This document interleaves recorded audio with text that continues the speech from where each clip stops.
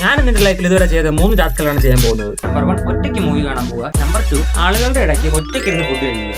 Number 3 ഒരു പരിചയമില്ലാത്ത ഒരു പെൺകുട്ടിയെ കോഫി കുടിക്കാൻ വിളിക്കുക. അതിനുവേണ്ടി ഞാൻ വന്നിരിക്കുന്നത് ട്രിവാൻഡ്രം തന്നെ ഏറ്റവും വലിയ മാളായ ലുലു മോളിലേക്കാണ്. അങ്ങനെ ഫസ്റ്റ് ടാസ്കായ സിനിമ കാണാൻ വേണ്ടി കയറിപ്പോയ എന്നെ അതേ സ്പീഡിൽ തന്നെ തിരിച്ചിറക്കി വിട്ടു. ഇറക്കി വിട്ടത് വേറൊന്നുമല്ല, ഞാൻ ബുക്ക് ചെയ്ത് ഏരീസ് എസ്എല്ലും ഞാനിപ്പോൾ വന്നിരിക്കുന്നത് ലുലു മോളിലുമായിരുന്നു. അവിടെ മൂവി ഓൾറെഡി തുടങ്ങി കഴിഞ്ഞു. അതുകൊണ്ട് തന്നെ ഞാൻ ഇവിടുത്തെ അടുത്ത ഷോയ്ക്ക് ബുക്ക് ചെയ്തു.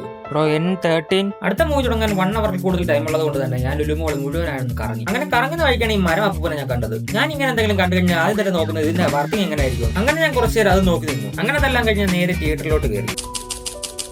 അങ്ങനെ കയറി 5 മിനിറ്റ് കഴിഞ്ഞതും സിനിമ തുടങ്ങി. ഇന്റർവെൽ ആയപ്പോഴാണ് സത്യം പറഞ്ഞാൽ ബോറടിച്ചു തുടങ്ങിയത്. എല്ലാവരും അങ്ങോട്ടും ഇങ്ങോട്ടും സംസാരിക്കുമ്പോൾ ഞാൻ മാത്രം ഒറ്റയ്ക്ക് സ്ക്രീനിൽ നോക്കിയിരുന്നു.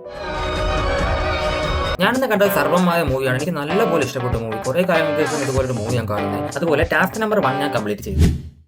ഇനി ടാസ്ക് നമ്പർ 2.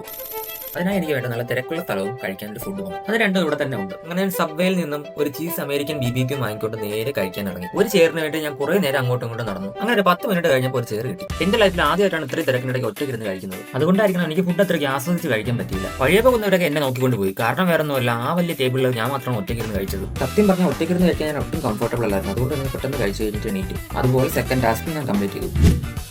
അടുത്തതാണ് ഏറ്റവും വലിയ ടാസ്ക്. ഒരു പരിചയമില്ലാത്തൊരു പെൺകുട്ടിയെ കോഫി കുടിക്കാൻ വിളിക്കുക. പേരെടുത്ത് ചോദിച്ചായിരുന്നു. 3 പേരും പറഞ്ഞത് പറ്റില്ലെന്നാണ്.